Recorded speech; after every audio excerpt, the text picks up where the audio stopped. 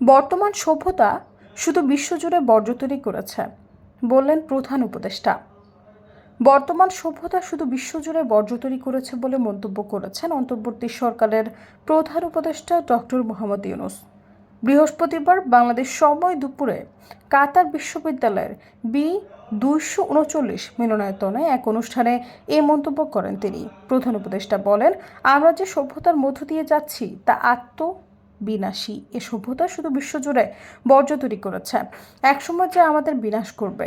3 শূন্যের একটি বিশ্ব নির্মাণ, শূন্য নেট কার্বন নির্গমন, শূন্য সম্পদ মজুদ এবং শূন্য বেকারত্ব শীর্ষক অধিবেশনের আয়োজন করে কাতার বিশ্ববিদ্যালয়। এতে 3-0 তত্ত্বের উপর বক্তব্য দেন প্রধান উপদেষ্টা। বক্তব্য দেওয়া শেষে কাতারের প্রধানমন্ত্রী শেখ মোহাম্মদ বিন আব্দুল রহমান বিন জসিম আল সানির সঙ্গে দ্বিপাক্ষিক বৈঠক করবেন প্রধান উপদেষ্টা।